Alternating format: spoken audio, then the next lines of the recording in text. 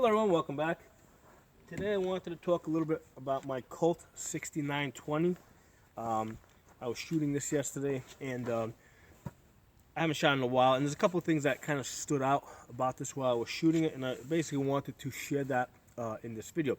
So the thing that stood out the most when I was shooting this is that it had a very light recoil compared to some of my other ARs, and yet at the same time it was able to cycle, steel case and brass, all just as well. Now, why do I say that? When I was shooting this AR, the cases were basically ejecting to the 4 o'clock position. Okay. Now the way this usually works, if most people expect the case on most ARs, the cases are going to eject at the 3 o'clock position.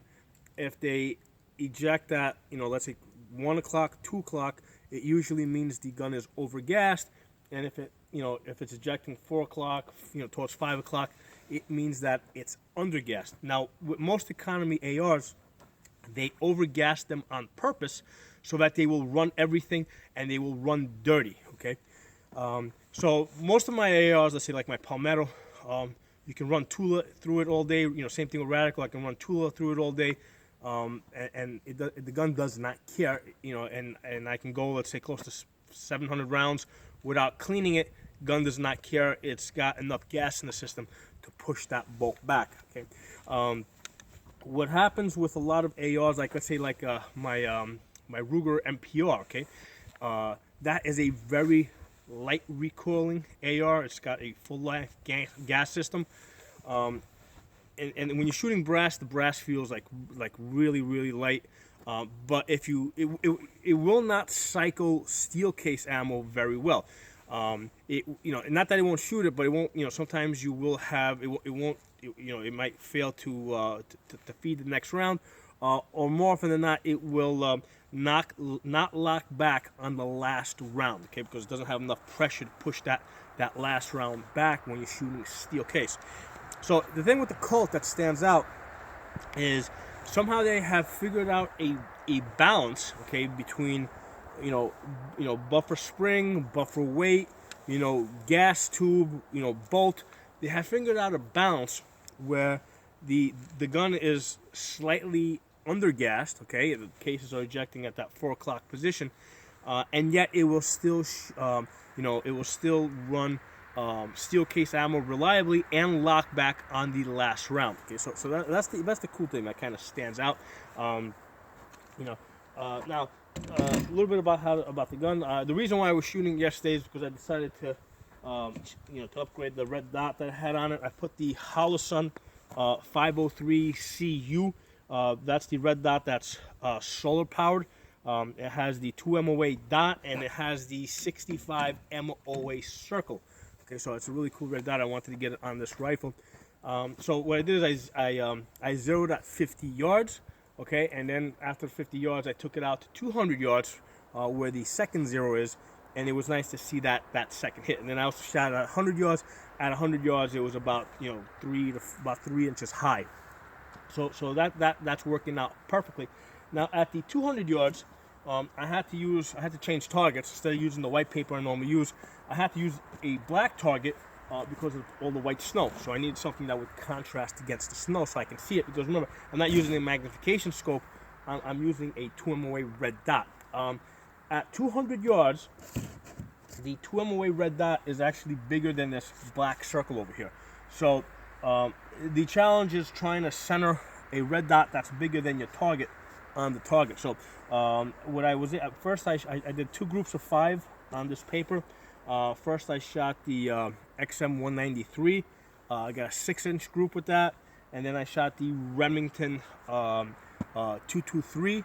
Okay, and again I got about a 6-inch group with that. The 193 seemed to kind of center more towards this corner up here. The Remington 223 centered more towards this corner over here. I don't think it had so much to do with the ammo versus how I anchored the red dot on the target, because I didn't shoot these things back to back. What I did is I shot it, then I went 200 yards down range to look at it. I marked my holes, then I went back, shot it again. So most likely when I shot the second group, when I put my red dot over this, you know, like I said, when the red dot's bigger than this black circle, I probably didn't perfectly, you know, I didn't match up exactly the way I had done on the previous one, which is why, you know, the group shifted a little bit. So, but I think 6 inches with a red dot, you know, at 200 yards, I'm pretty happy with it. At some point in the past, I had a magnification scope on this rifle.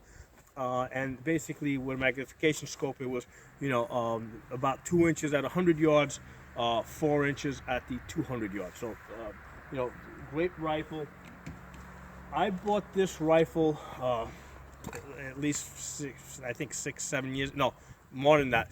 I bought this rifle back when Walmart was still selling ARs, okay? So I think we're probably going to be going back almost 7-8 years now. I can't remember exactly. So at the time, this you know, these Colts were selling close to $1,400-$1,500. You know, back then, you know, Walmart was selling. I got this one for $1,100 at Walmart, which was a bargain. You know, of course, this is before you know, Bloomberg basically, you know, bought Walmart, because basically Bloomberg is the one that's in control of Walmart now. That's why they're pulling all the ammo out of there. You know, and they pulled all the rifles out, all the good rifles out of there. So this was back before Walmart was corrupted by Bloomberg.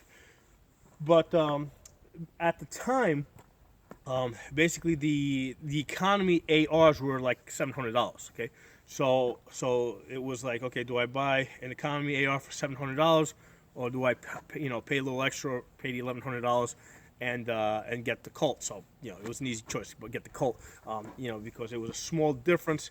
And the ones that were going for $700, I think the only good one at the time that was going for about $700, that's when the M&P 15 Sport 1 came out, okay? And that was actually the cheapest. The Sport 1 was selling for about $700, and the reason what they did is they removed the forward assist, and they removed the dust cover to cheapen it up. So that was the cheapest one at the time. So back then, cheap was $700. Now, you know, you get palmettos for $350, and you know, it pretty much does the same thing that this does. Okay, you know, you know, I'm glad I bought this when I bought it, because there's no way I would buy it today. You know, it's a good gun, but there's, you know, for a lot less money, you can buy guns that are just as good. So I'm glad I have it. You know, this is like one of those things that will become an heirloom. You know, because you know, Colt has stopped selling these you know, the ARs for the civilian market, and the reason, I believe, is simply that, you know, not enough people are buying them, because you can get guns just as good as their Colts. You know, just as good as their Colts for a much cheaper price. So that's the main reason why I think Colt stopped producing them. But that said, I'm glad I have it. You know, it's a great gun. You know, there's a history behind the name. But no, I mean, if you know, even today, like if you told me that Colt was selling ARs for $1,100, would I go buy it? No, I wouldn't go buy it. I'd be like, I'll take 2 palmettos instead, you know, or actually you can get 3 palmettos, or I'll take you know, 2 Rugers instead, you know. So, but the main thing is, I wanted to point out in this video one of the differences that I did notice from my Colt compared to other ARs, and there's differences in all of them from one to the other, very slight differences, and it was in the way the cases eject. They eject to the 4 o'clock position, you know, signifying that it's slightly underpowered. It's got a really, you know, it's got a lighter recoil compared to, let's say, my Radical or my Palmetto, but at the same time, it's able to cycle steel case ammo reliably. So, great gun. Glad I have it. If you guys like this video, give it a thumbs up, share it, hit the subscribe button. I'll talk to you guys next time.